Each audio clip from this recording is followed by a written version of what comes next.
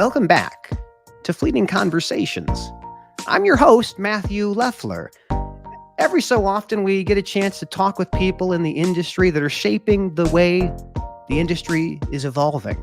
The future is here, and it's defined by certain things. These things we call ACEs: autonomous, connected, electric, and shared. And we want to bring you insights from people all across the country that can talk about these trends that are shaping the supply chain. It is not easy moving freight safely, on time, and undamaged. And there are innovators all across the world that are trying to solve the problems of the costs that affect trucking. Things like the cost of capital for equipment, for fuel, for drivers, and for maintenance and services and insurance. It's a difficult place to be, and we hope that this podcast can bring you some insights into the space. If you find this podcast helpful, we hope that you can give us a like, subscribe, recommend, and of course, leave your feedback. We are only about 40 episodes in. We're still getting our footing, and we're still trying to find ways to bring value to you, our listeners. Today's podcast is brought to you by Contract Leasing Corporation. Contract Leasing Corporation is a trailer leasing company that has been in business for over 30 years. With over 17,000 assets deployed across the United States, we bring to you quality trailers at affordable prices that can help you get your stuff delivered safely, on time, and undamaged. Of course, we're also brought to you by my floating head, Matthew Leffler, the armchair attorney. We are here to help you understand things like non-competition agreements, non-solicitation agreements, all the things that kind of bog you down when you're trying to get a new job. At the end of the day, I am here to educate you, and I'm here to entertain you. And I am so excited about our guest today. So if you have not been following the world of autonomous trucking, you should be, because the technology has arrived. There are companies today that are moving freight all across the U.S. It's not quite federally mandated yet with the interstate travel with FMCSA, but we'll talk all about the regulatory landscape with my very special guest. Today, I am joined by Michael Wiesinger from Kodiak Robotics. Michael, thank you for joining us. Absolutely. It's my pleasure. Thanks for having me, Matt. I am absolutely mesmerized by your company. What I read has been mind-boggling. So can you, for the audience, tell us a little bit about, like, what is Kodiak Robotics all about? What are you guys doing? What problem are you guys trying to solve? Absolutely. So at Kodiak, it's our vision to build the world's safest driver. And we are really one of the leading autonomous trucking companies, founded in 2018 by a group of industry veterans that have actually worked on autonomous vehicles for a long time. And they've actually brought autonomous vehicles to the streets, to the roads already. But they came together and said, we want to focus on autonomous trucks. We want to solve all the issues that are in the trucking, transportation industry. And we really want to make this happen because we see a big need. So back in 2018, they set out with this big mission. And so we are focused on really developing technology to make roadways safer and transportation more efficient, more sustainable. And as you already said in your introduction, more reliable, because I think that's a very important piece that some people sometimes miss. Well, I love that you bring up the idea of safety. So, like, I'm a big guy when it comes to talking about safety and maintenance, and we see this every single year. Things like the International Road Check, where 1 in 5 commercial vehicles aren't even safe to be on the highways. So, with Kodiak, are you guys making the trucks? Are you making kits that make the trucks autonomous? Like, what is that all? How does that work for you guys? So there's a progression in what we do and how we do it, right? Maybe let's even start with the business model, how we operate today versus in the future, and then I will explain a little bit more how we do this. So today at Kodiak, we are actually hauling freight. We call our freight transportation service Kodiak Express, and we haul freight for companies like IKEA, Tyson Foods, together with Sierra England, Forward Air, and many, many other companies. And we basically provide a safe, reliable, on-time service to them today. And we learn a lot by doing that, right? But in the future, we really want to be a technology solution provider, meaning Mm. those companies that have their own trucks, their own trailers, their own fleets, right? They will still have their fleets, but we will outfit part of their fleet with our autonomous driving system and allow them to operate it driverlessly. I think the easiest way that I always say it is, let's say you employ a driver today. Our technology needs to bring everything that a driver does. That's why we call it a virtual driver, right? So it's not only just, we slap on a bunch of sensors and a little bit of software. No, we really make sure that it is a turnkey solution that people know how to implement into their networks and how to operate those. And we will always be there to support that. Now, to answer your question about how do we do this, we are not building our own trucks, right? There are Right. OEMs that are experts in building trucks, and we don't want to, or we don't believe that we could be better than them in doing that. But we are experts in providing that technology and providing that technology in a way that it really solves an issue. And so basically, we take trucks, we turn them into autonomous trucks, and then we help those fleets operate them as autonomous trucks. Well, I say this is fascinating because like what you mentioned here is that these are actually operating now. So a lot of people, I think, in the space are thinking, oh, the FMCSA has put out some supplemental advanced notices. They're going to look at making level 4, level 5 automation. It'll happen, but it's happening now. Like you're moving freight today with an autonomous truck. Are there like remote assistants or remote operators that are involved with the deployment of the Kodiak system? Is that something that fleets are gravitating towards from your experience? So, first of all, you are exactly right. Those trucks are operating today. Now, let's be very clear. They are operating with a safety driver in the seat, right? Mhm. So we are not yet fully driverlessly deployed. We do driverless testing on close courses, but until we are fully driverless deployed on the highway, there's still a lot of work to do, and I can explain that a little bit more. But to answer your question on, yes, we do haul freight today. We roughly haul 50 loads every week. We have done 3,900 loads so far in total. Small number, of course, compares to like a large carrier, right? But we are very proud of doing that safely, reliably, and on time. And so basically, we operate those. But yes, we absolutely have what we call a remote operation center 24/7. There's somebody there who can always support, right? So let's just assume the truck needs any support. Or, as I said, today there's still a driver in there. Let's assume the driver needs any support, right? Something they can always reach out to the operation center and say, hey, I feel like something is not right with me. What I'm going to do is I'm going to pull over to the shoulder. That's what our system would say, quote unquote, right? I'm going to pull over to the shoulder and I'm going to ask the remote operations center for support. That is there today, and that will also be there in the future. So even when the driver that is currently still in there is not in the cab anymore and the truck is fully driverless, we will have that remote operator in the loop. It's fundamentally important that there's somebody who can support and who can help in case there's anything wrong, right? Because we all know, let's say roadside assistance is needed, right? Then the truck pulls over and somebody needs to dispatch somebody to help and support the truck. Well, we will have that remote operator that can actually do that.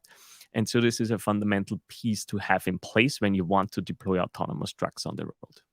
It's just fascinating. I mean, as I hear you talk, I just think of, the biggest barriers we've always had in transportation was how well do we utilize the equipment? And for such a long time, the way you utilize equipment was to slip seat that truck, have one driver driving, one resting, another driver hops in. And we had these crazy rules of you have a 14-hour window to drive for 11 hours and you have a 10-hour reset. All of these things that are constantly being juggled by motor carriers and driver managers. And in essence, and correct me if I'm wrong, but this would allow a truck to operate continuously. Once you get to a place where there's no longer that driver in the cab, you are able to continue to move freight at all times in any condition for the most part. You're spot on. This is one of the biggest advantages of autonomous trucks. Of course, there's the safety, right? Safety is why we do all of this. And this is, the core value at Kodiak is safety. But the second one, and especially when you talk to carriers, what they really care about, being able to take on more freight volume, to generate more revenue, to increase their market cap. And how they do it is by continuously operating those trucks. Now, of course, they have built networks, and as you said, right, there are team drivers, there are relay drivers. They have built networks how to optimize that today, but the driver limitation is still there. We all know about the driver shortage: 80,000 today, 160,000 by the end of the decade. Everyone is very aware of that. And so autonomous trucks will actually allow them to grow how much freight they are hauling and how much revenue they are generating. Because as you said, those trucks can in theory run 24/7. Now, let's not kid ourselves. Somebody has to fuel those trucks. Somebody That's has to right. inspect those trucks. Very important. But, it will be roughly 20, maybe 21 hours that those trucks can actually be on the road and be productive. And the one thing I want to mention there, Matt, what is also so important, because if you look at transportation networks today, there are a lot of inefficient miles. There are some deadhead Mm. miles. There are some out of route miles because drivers, need to get home. You can actually remove all of those inefficient miles with autonomous trucks, because the autonomous truck will not care if it's quote unquote sleeping in Atlanta or in Dallas, right? Because it doesn't have to sleep. So it will basically say you can operate those 20, 21 hours per day and have a completely different utilization compared to anything that you see today. That's amazing. You mentioned something when you're in your response about like inspections, and I'd love to talk just briefly like in our world today, we expect our drivers to do, pre and post trip inspections to notify any defects that they see, get those corrected.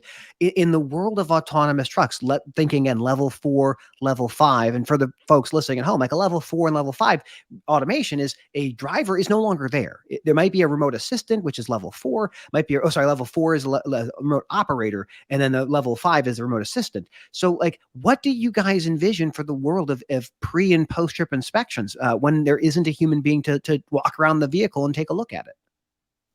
Yeah, there's a lot of work happening in there, not only by Kodiak, but really by the industry in total, right? If you look at what we do for inspections, we work with CVSA and Mhm. actually say, okay, now look at the inspections today.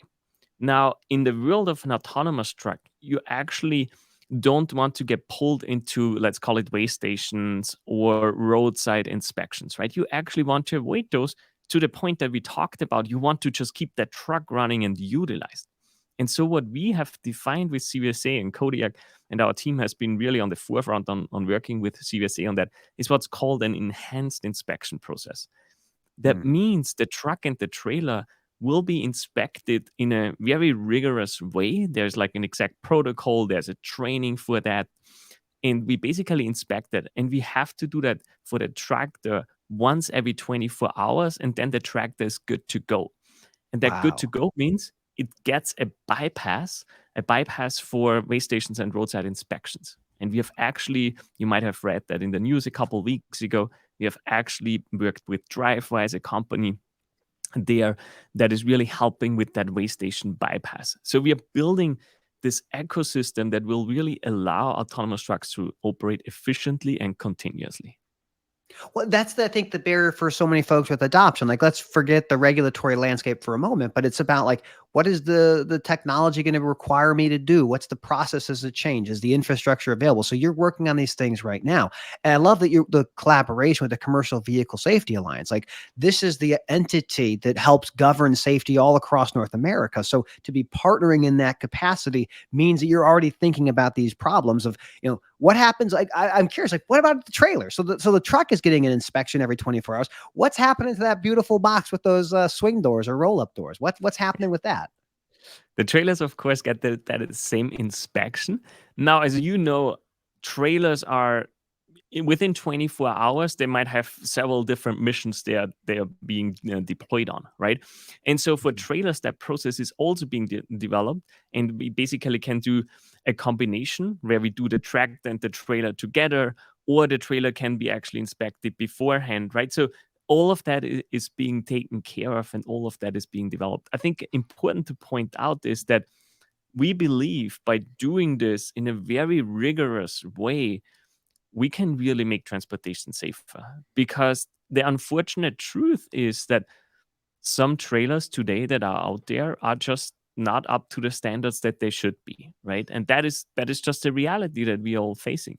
And with those rigorous tests and inspections, we actually believe we can improve their quality. So yes, the trailer is a fundamental piece. I will actually say that probably some autonomous trucking companies, when they started, they might have underestimated how important the trailer is, right? Because let's say the trailer it doesn't pass inspection, or it is not loaded in a balanced way, or it is overweight, right? So doing all of those things in the right way will be fundamentally critical to utilize those trucks. So we are really working together, not only with the carriers, but also with the shippers, and explaining to them, look, in order to transport your goods in a more efficient, more safe way, we need to collaborate on this. We need to make Mhm. sure that trailers are do have their registrations. I know it sounds funny, but Yeah, no, it is you're important, right? preaching to the choir. Absolutely. Yeah, exactly. So have their registrations, do their inspections,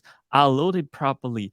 You give us the right weight, and so on, right? So we really work together with them to make sure that all of those things are fulfilled, which will help us providing this solution to the industry. I love about this is that you're helping build the case for why we need more connected trailers. And it's a fascinating topic because, 15 years ago when Skybits first came available to motor carriers, we could go to someone and say, hey, we can tell you where your trailer is twice a day. And people were like, oh my gosh, that's like magic. And they were all jumping on this. But even you fast forward to today, the telematics that are in trailers can tell you a lot. The tire pressure monitoring system, the doors, the loads, all this information. And still only about 30% of trailers are connected. So are you talking, you guys collaborating with the telematics people and the trailer manufacturers as well? Because I got to imagine this is the trends and forces that are in front of us. So obviously the trailer folks have got to be excited about this. We do, of course. We work with the biggest trailer manufacturers. We work with tire manufacturers. Bridgestone, a huge partner of Kodiak. And we basically say, okay, what does the future look like? Which kind of data can we use from these trailers, right? The TPMS, of course, all of that can feed into our Yeah, system. The telematics, of course. Oh, although I'm sure you will appreciate that we have a lot of telematics devices ourselves, right? So that's we know right. exactly where our trucks are running. Now, there's one important piece that I want to point out is you need to understand, and I know you do, but that your audience needs to Mhm. understand that the trailers out there in the world, not all are connected, right? That's And right. it's even like a minority that is connected and has some kind of sensors and is what we call smart. And so for us, we need to be careful of saying you need to have X, Y, Z on your trailer, otherwise we cannot do anything together, right? So I see. we try to strike a balance between saying, of course, if you have smart trailers, we want to use that, right? It will give us, you know, more data. It will allow us to do things more efficiently. But if you don't have that, let's actually see how we can figure it out together, right? Do you need certain things, or can we get certain things actually from the fifth wheel, for example, when we talk about weight and so on, right? So Mhm. we really work with them together and say, for every customer that we have, let's find the right solution for them, because it's not a one size fits all, and we cannot always expect or really request from them to have 100 different sensors on the trailers. Yeah, that's right. That makes sense. Well, I mean, it's like so like my dad was a roadway guy back in 1976. Like he began in maintenance, spent his career at roadway until he made his own company back in the early 90s. And just watching this innovation, so I understand the value proposition of how can we get more uptime, how can we get more utilization, how can we be safer? Because to your point about safety, driving a truck is one of the top 10 most dangerous jobs in the country, bar none. It is one of the most dangerous jobs out there. The equipment is not well maintained in some circumstances. So I see the value for motor carriers, but I am just fascinated by a deal that I read about with Kodiak and the Department of Defense. Can you give us a little bit of flavor? Like, what is that about, and how has that partnership kind of helped you guys understand how well this technology can be utilized? So I think I go back a little bit to what I said in the very beginning. At Kodiak, we really brought a group of industry veterans to work on that technology. And they have actually built the system in a fundamentally more robust and more fungible way than anyone else. And so we started 2018, and really last year we thought about the entire landscape. And again, I said we want to make roadways safer, right?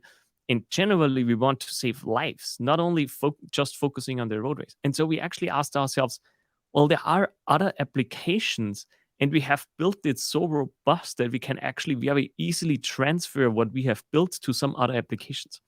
And so we started talking to the DoD and the Defense Innovation Unit there and really figure out, well, where would we have a good overlap where our technology, we can basically put it onto their vehicles. Of course, there's work to do, right? Don't get Yeah. me wrong, but basically say, okay, we have built these foundations we can actually apply and make people's lives safer, like keep people out of harm's way, right? That's really what we want to do there.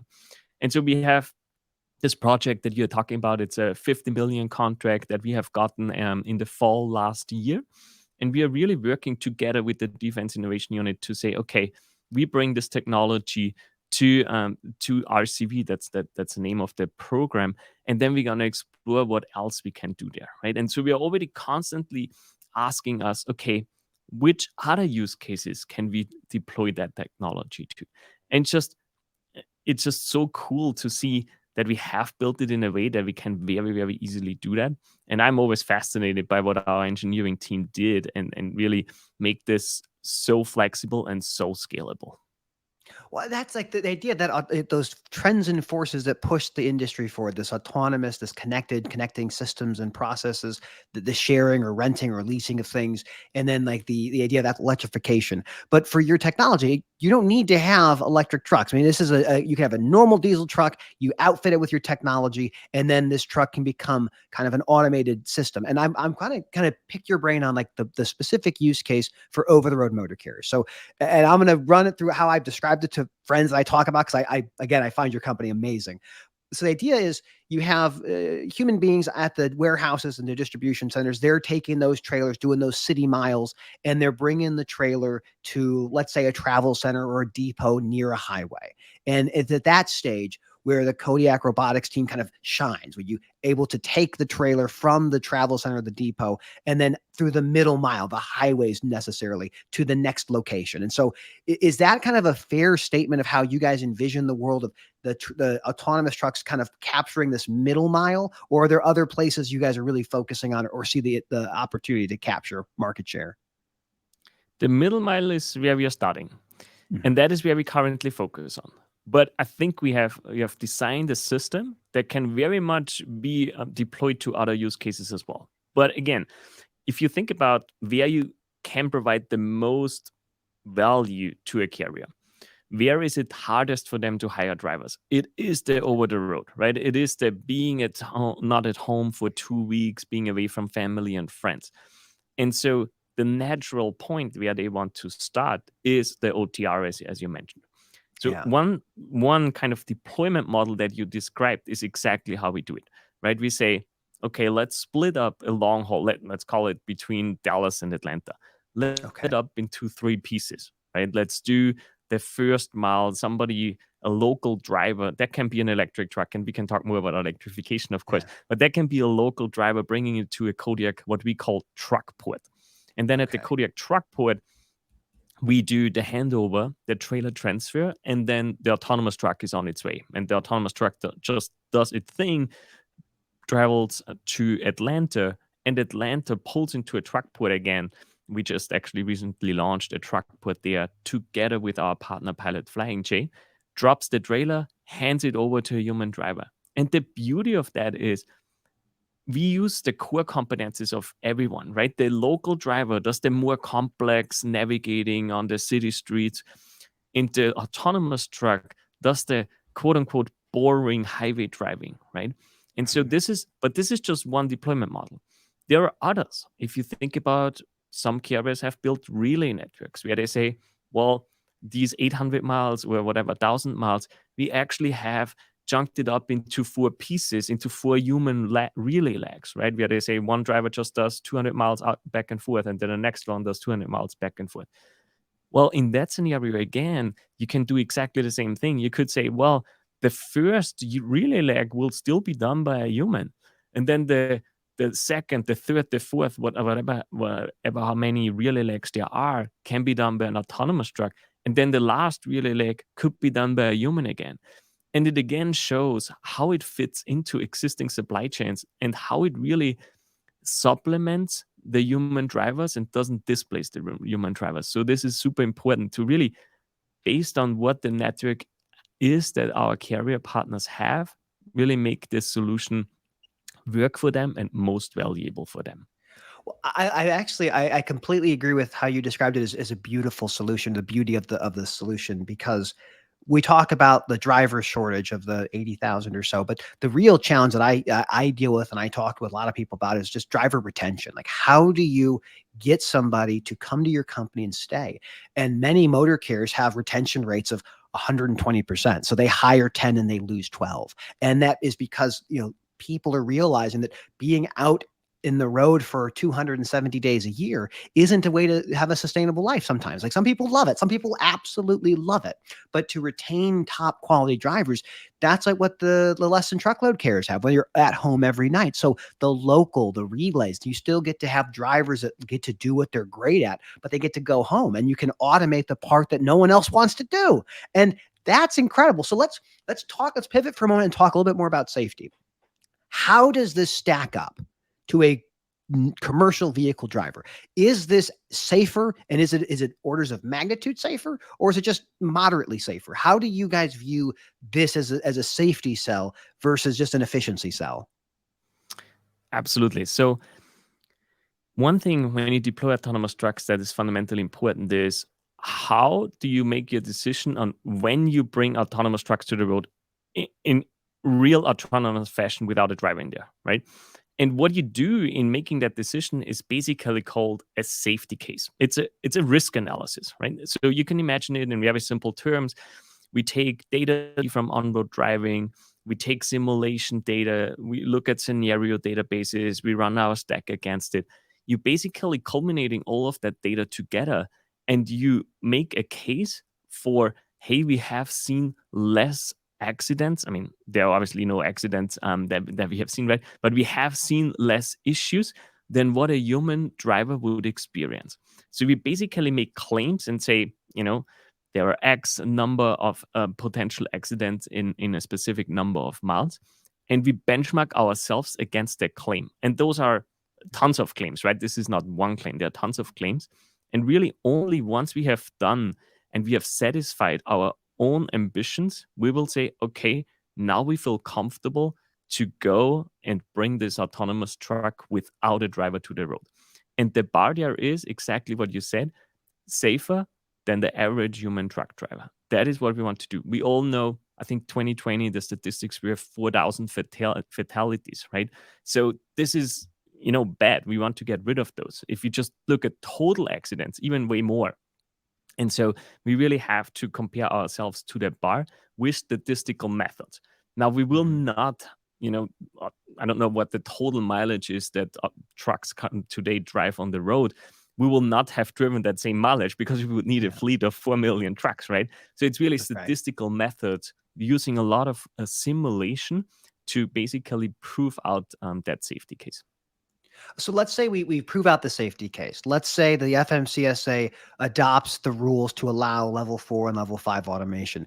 How is the technology able to handle the things like nighttime and inclement weather? Are we at that phase now? Yes, we actually operate 24/7 already. So our trucks really drive every day and night, rain and shine, and handle those scenarios very well.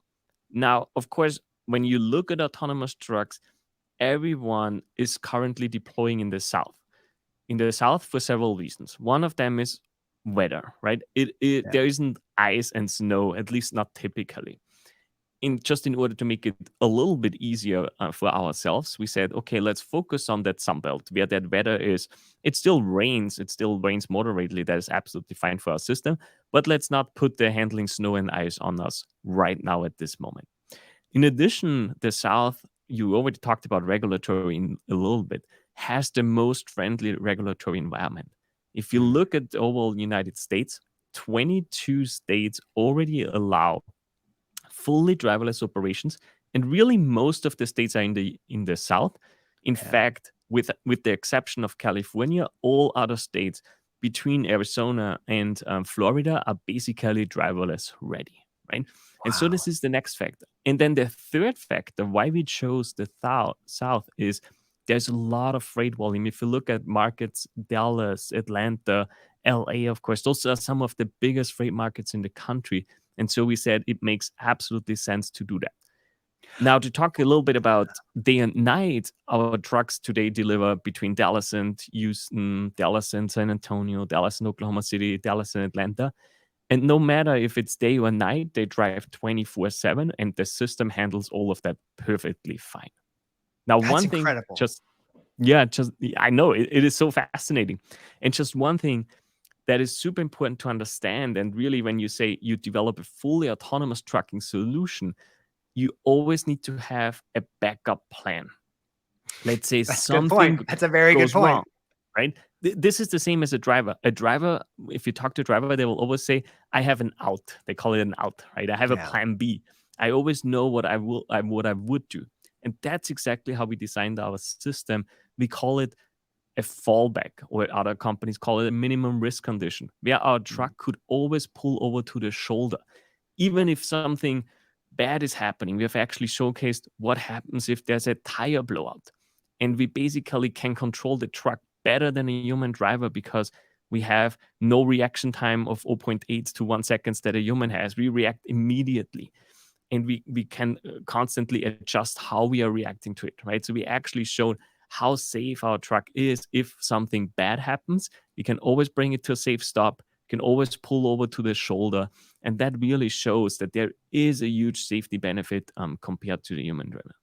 Man, another thing you mentioned is we talked about the South as the place you initially deploy, like the drayage opportunities in the ports. I can see those being incredible places like Houston or Savannah being applications where you could really get some value out in terms of like the safety case. So we can prove out that it can be safer. Is it cost less as a motor carrier? If I'm inspecting this thing every day, I'm going to be spending a little bit more maintenance spend, or is this more just like we're testing it now? This is what we expect. It'll go to something different over time. How do you look at it in terms of like the operational cost for somebody? Yeah, so what we do today, we operate the freight as a service. Again, it's our own trucks, our motor carrier number, our safety drivers currently. We basically, everything that we do is paid, and we charge market rates, right? I So see. somebody just pays us like they will pay another third party carrier. Now, in the future, if you think about it, if you think about those benefits that we discussed, Mhm. safety can obviously take away nuclear verdicts, right? Can save you That's right. huge piles of money in the long run. Then the other important thing is that additional utilization, which gets you additional revenue. That is Mhm. massively important for carriers, right? This is how they can grow their business again. Then, if you think about those trucks, eliminate some of the out of route deadhead miles and so on, right? So there is absolutely a cost play in the long run. I will say today that's not really a cost savings; it's really cost parity. But in the future, there will, aside from the additional revenue, also be a cost benefit. And essentially, what you will see, it's a huge increase in operating margin and profit that the carriers will be able to make. Yeah, you bring up nuclear verdicts, and this is a topic that I spend a lot of time learning about and researching. And I'm just curious, like, how are the insurers looking at you? Are they looking at you and saying, okay, we're talking product liability? Are we looking at you and saying this is just general liability, normal business as we have in the last 100 years? Like, how is that playing out in your conversations so far? Yeah, I try to make it very simple. I always call it kind of two lines of defense. One is what a carrier has today, auto and cargo liability insurance, right? That Mhm. will also be there in the future because it will be trucks that they have. So there's no real change there. I But see. the addition that we will have is product liability. That's exactly what you already mentioned. If something would ever happen, we will have that product liability to step up for it, right? And so, in fact, you have actually added an additional kind of level of safety because that product Hmm. liability does not exist today for the human driver, right? So you've actually made it from an insurance perspective even better and more attractive. And today, it's of course hard to prove the safety case because insurance always needs to see data over a long time, right? And we are working directly with them to say, okay, how do you evaluate this, and how can you actually define that product? Just a couple of weeks ago, we had a big insurance company here and had really, really good discussion about that.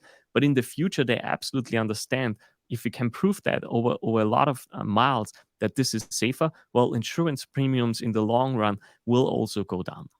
Yeah, I fundamentally believe you're right there. I think when the safety case is proven out and the insurers understand what's really being asked of them, this is going to make it much safer to operate a commercial vehicle fleet. I think that I think you're 100% right. Let's say I'm a fleet and I'm like, I want to learn about this. Like, I'm telling you, there's people who are watching this, listening to this, and they're going to say, I didn't know these things were actually operational. I thought this was like a 5 or 10 year thing. How do people kind of engage with Kodiak to start learning about opportunities to collaborate? Yeah, I mean, easiest to just reach out. Of course, people can start with checking out our website, www.kodiak.ai. They can reach out to me, they can reach out to my team and get in touch with us.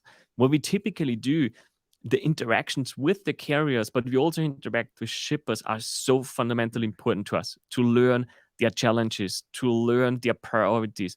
Why are they excited of autonomous trucks, and what did they expect to get out of it? So what we actually have designed, and this is really cool, and we have gotten a lot of credibility by doing that, is really a program of how we interact with those carriers. Because where we are today, hauling the freight, to where we want to be in the future, providing our technology to them, there's a lot of steps involved. There's steps involved. It starts with, well, we need to understand your network. Where are you operating? Where do you want to operate in the future? Next step is we need to understand how are you doing the business around it? Who does services? Which OEMs are you working with? And really understand, okay, in an autonomous scenario, how would you want to do that? Then which management systems are they using? Transport management system, fleet management systems. What do we have to integrate with, right? So we really work very closely with carriers and as well as some shippers and figure out how can we make sure that this solution fits into what they are doing day to day. We don't want to create an additional problem for them, right? We really want to help them. Now, we of course have to prioritize where we put our work, right? And we work with some of the largest carriers in the country, but it gives us really important learnings and really helps us shaping our system and gives them an opportunity to shape it with us and make sure we deploy this where it is most valuable to our customers. All right. Well, here's the next question. I'm curious on like the design, the engineering side of things, the glad hands and the 7-way. So we know these are things that have to be hooked up to that truck. Same with the dolly legs, the ability to crank up the legs so you can move. How is Kodiak looking to solve that, or is looking to partner to solve that? Is that something you're thinking about? Because as a trailer guy, like that's the first thing I think about. It's like I have no challenge understanding that your technology can move freight safely and have delivered on time and undamaged. I wonder about that glad hand and that 7-way. Yeah, that glad hand is of course something that a lot of companies are actually thinking about. We at Kodiak are not focusing on solving that problem because there are others out there doing it. Now, I will say, let's go back to what we discussed in these different deployment models, right? If there is a human driver involved on that local run and then hands over at what we call the truck port to an autonomous truck, there will be somebody on site at that truck port, right? So That's a good somebody point. can help moving around the trailer, doing the inspection because we have to do the inspection anyways, right? So somebody has to be there and can do those things. Now, in a long-term future, if you want to like be visionary here, of course, you could see how everything would be automated, including the glad handling and so on. And there are companies that work on, yard dogs and robotic glad handler arms and everything. So we have conversations, but it's not our highest priority because we see how we can do it in the meantime with that combination of the humans and the autonomous truck. All right, now, how did you get into this? Like, I followed your background. Like, you have been at a lot of interesting companies. What brought you to Kodiak, and what makes you stay? What is so exciting about this business for you? I think the simple answer is the same excitement for autonomous trucks that you have, Matt. No, but the long answer is, so I have always been in the automotive industry, started my career at Daimler, then worked for Boston Consulting, and always in the automotive industry. For every German auto OEM at some point, traveled through the world, consulted for them, and then moved to the US in 2018 and really got in touch with these companies that were working on autonomous driving, not only trucks, but also passenger vehicles, companies like the mobility services companies. And I got really, really excited about the future potential of this technology and how to reshape transportation of goods and humans. And so I had some conversations with friends and others, and at some point got to know the team at Kodiak. And I was just fascinated. The talent, the vision. I thought this was better than anything I had seen out there. And then, yeah, and the stars lined up, and I was able to join, and it has been a fun ride ever since. I fundamentally believe this moment we're seeing right now with autonomous trucks will be like containerization that we saw that changed the way the supply chain operated. This starts, I think, slow, but I think it goes very fast. I think the proving out the case that it's safer, that it's going to be cheaper to operate ultimately when it's all said and done, and that it's going to be more reliable. That is something that is very, very difficult to promise in this industry. We are an industry, we know, that operates off of very small margins, like 5-10%. Like we're all excited. 90% operating ratio. Congratulations. And this is one of those ways that you can actually save someone money. And we can talk more about electrification as another pathway here. But this, what you guys are at, you're at a very interesting and critical spot. I'm curious though, we've seen other competitors in this space kind of pull away from the space of the United States with automation. How do you respond to what people are doing in that space? So I think you have to think about where those companies were coming from. That autonomous trucking has been hot for many, many years, right? And everyone fully understands there's a huge business case for this. We need this, in fact, because there are so many transportation challenges that we have to solve. And many of them we can solve with autonomous trucks. But some companies have really grown very, very fast and grown very, very fast and went public very, very fast. That's Now, right. if you think about the public markets, they try to evaluate you based on your revenue, based on your profit, based on circular growth, and so on. And so a hard they in my opinion, they have a hard time evaluating you as a startup that doesn't yet have those things.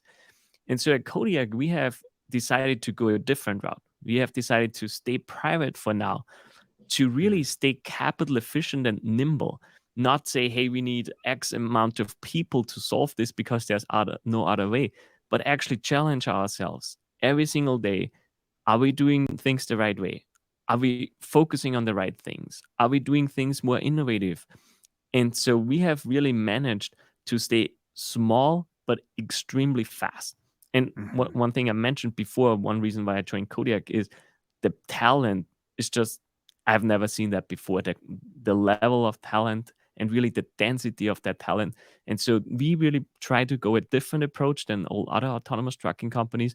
And so far, by all the successes that we have celebrated over the last years, I think it proves us right, and we could not be more excited to continue our path because we have a really solid plan and bring those autonomous trucks to market as soon as possible, but not sacrificing safety. Yeah, I could talk with you about this stuff all day. I am with you. I fundamentally believe that this is the trend that is happening in our business. It is not going away. It will be something in 10 years. We'll look back and say, this, these few weeks, these few months, this year revolutionizes the business. Do you see the FMCSA making rules that allow interstate transportation in level 4, level 5 this year, or is it a next year thing? Do you have any thoughts on that space right now? So in fact, we could deploy today, right? If Yeah, I know. go That's back right. to the point, the southern states, and really it's more than 20 states, but really a lot of states in the south of the US, they are all ready.